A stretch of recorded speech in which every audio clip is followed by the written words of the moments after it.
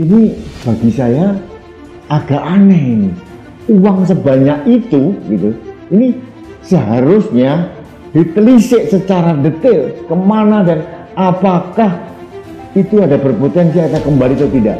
Tolong pertanyakan kemana uang itu ada, kemana uang itu, apakah ada potensi kembali atau tidak.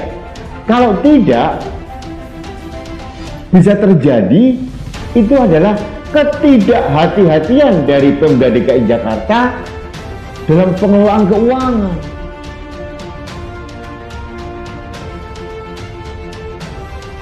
Anies hutang budi ke Novel Baswedan saat korupsi 146 miliar uang negara.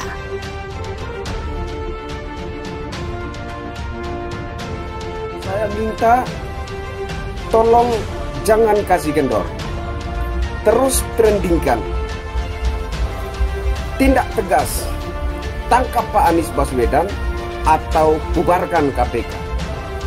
Jangan hanya gara-gara Pak Anies Baswedan, marganya Baswedan, kemudian di KPK, penyidik senior KPK itu marganya juga Baswedan, kemudian segala persoalan yang terdapat dugaan markup, terdapat dugaan korupsi, didiamkan saja seolah-olah tidak ada apa-apa di sana, ya.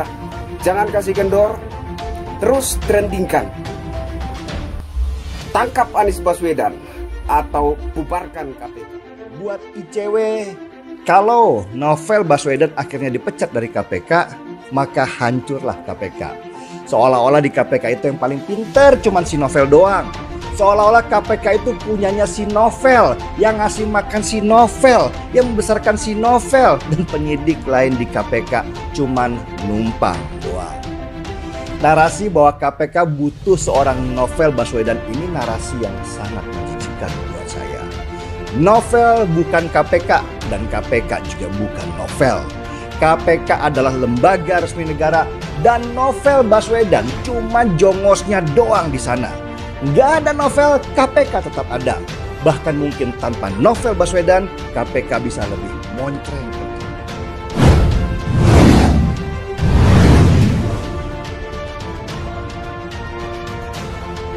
Ibarat pepatah mengatakan, menepuk air di tulang terpercik ke muka sendiri.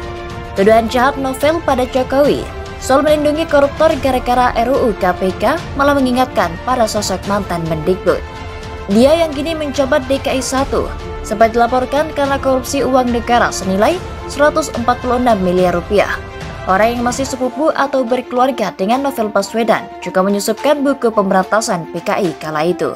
Seperti diberitakan oleh Detik.com, Anies Baswedan dilaporkan ke KPK atas dugaan penyimpangan penggunaan dana di pameran Frankfurt Book Fair.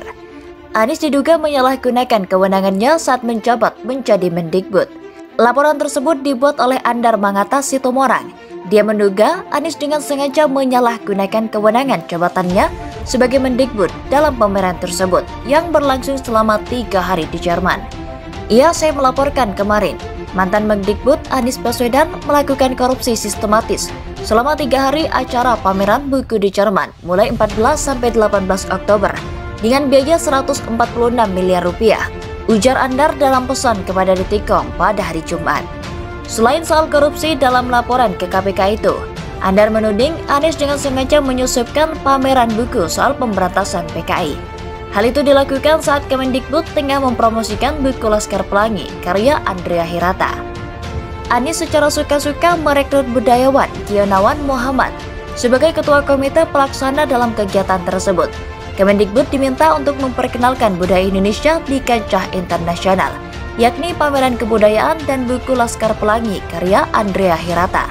Namun justru disusupi pameran buku Amba dan Pulang. Yang kita tahu buku ini tidak populer membahas tentang pembasmian PKI 1965, papar Andar. Penyusunan buku tentang PKI itu dinilai Andar sebagai bentuk manipulasi.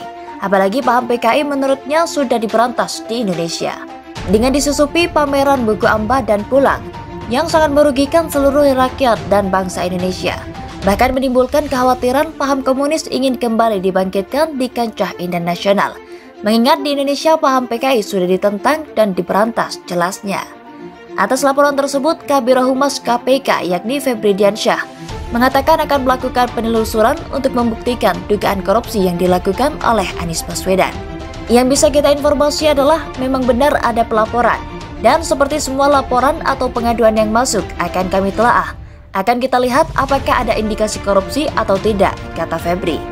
Ketua Tim Pemenangan Anies Sandi yakni Mardani Alisera turut menanggapi laporan tersebut.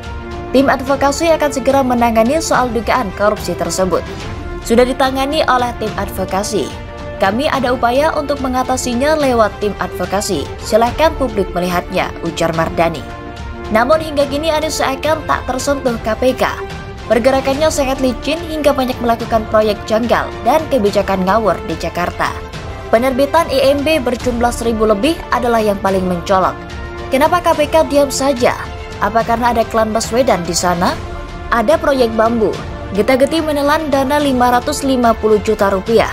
Padahal kata senimannya hanya butuh 300 juta rupiah saja.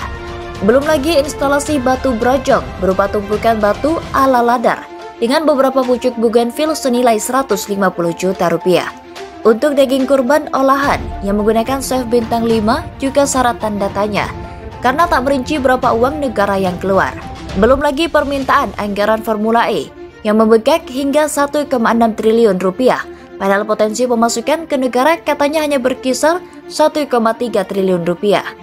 Kasus tender stadion BMW yang dilaporkan PDIP ke KPK karena selisih 300 miliar rupiah dan ditambah permintaan perbaikan Jakarta 571 triliun rupiah yang selisih 100 triliunan dengan biaya pembangunan ibu kota baru di luar pulau.